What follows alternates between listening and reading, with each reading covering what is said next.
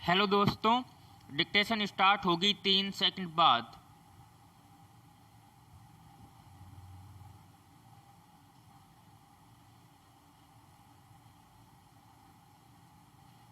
Start.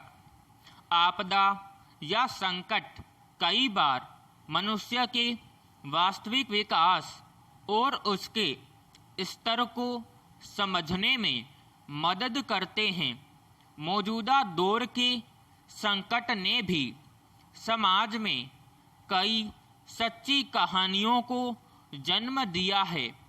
कुछ समय पहले बिहार के सिवान में न्यायाधीश के पद पर काम करने वाले एक व्यक्ति ने अपने पिता का शव लेने से मना कर दिया क्योंकि उनकी मृत्यु कोरोना के संक्रमण के कारण हुई थी।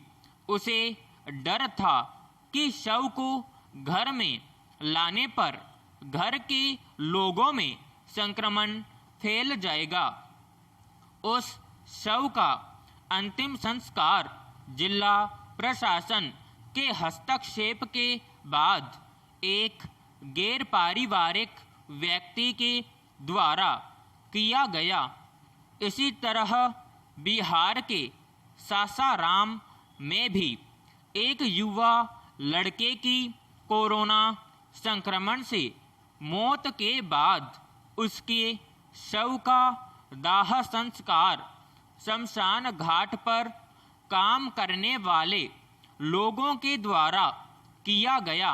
दाह संस्कार करने वाले लोगों को एक निर्धारित रकम दी गई, जैसे किसी अन्य काम को पूरा करने के लिए राशि चुकाई जाती है। देश के अन्य भागों से भी इस तरह की खबरें पढ़ने और सुनने को मिली।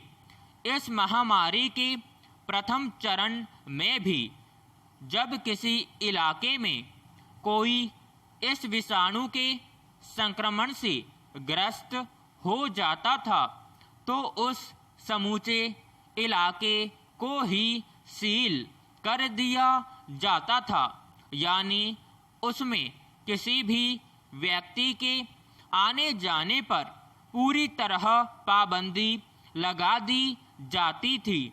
लेकिन यह स्थिति महामारी के दूसरे चरण में ज़्यादा देखने को नहीं मिली, या फिर ऐसा हुआ होगा तो उसे सुर्खियां पिछले साल के मुकाबले कम मिली। पैराग्राफ।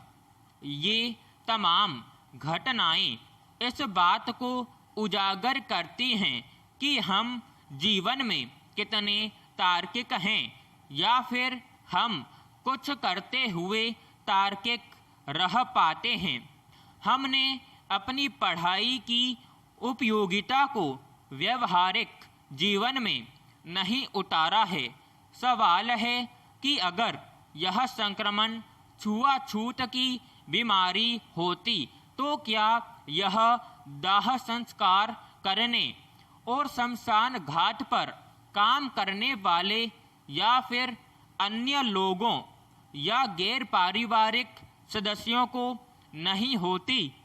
हम सभी जानते हैं कि भारत का जनसंख्या का घनत्व बहुत ज़्यादा है और इसमें छुआछूत से होने वाली बीमारी के फैलने की असीम संभावनाएं हैं। क्यों हमारे देश में सदियों से चली आ रही एक छुआछूत की बीमारी पहले से मौजूद है, जिसने बहुत सारे लोगों को अपना शिकार बनाया है। फर्क यह है कि जीवन बचने या नहीं बचने के सवाल से यह छुआछूत नहीं जुड़ा और इसका परिप्रेक्ष्य सामाजिक रहा, इसलिए इससे लोगों को डर नहीं लगा। इस संक्रमण के कारण जान गंवाने वाले लोगों के शव ढोने वाले एम्बुलेंस चालकों की इसी बीमारी से मौत के बारे में सुनने को नहीं मिला। हालांकि बाद में चिकित्सा जगत के विशेषज्ञों की ओर से ऐसी खबरें भी आईं कि शव से संक्रमण फैलने का खतरा नहीं होता। इसके अलावा महामारी से निपटने के लिए जारी दिशा निर्देशों के मुताबिक इसे लापरवाही कह सकते हैं, लेकिन कई जगह यह भी देखने को मिला कि एम्बुलेंस चालक मास्क का भी उपयोग नहीं कर रहे थे।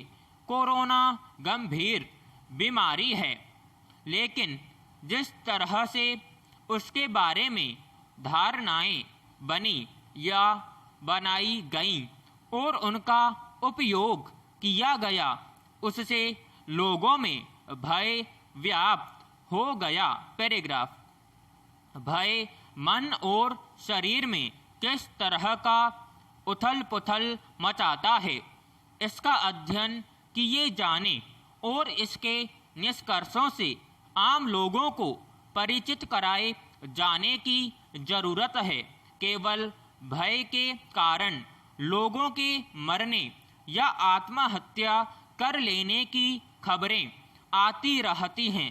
सवाल यह है कि क्वांटम मैकेनिक्स और डीएनए विज्ञान की जानकारी रखने वाले लोग भी अपने व्यावहारिक जीवन में इतना अतार्किक क्यों हो जाते हैं। यह माना जाता है कि विज्ञान की समझ रखने वाले ज़्यादा तार्किक होते हैं, लेकिन यह देखने में आया कि विज्ञान समझने का दावा करने वाले लोग ही ज़्यादा अतार्किक नजर आए। पैराग्राफ।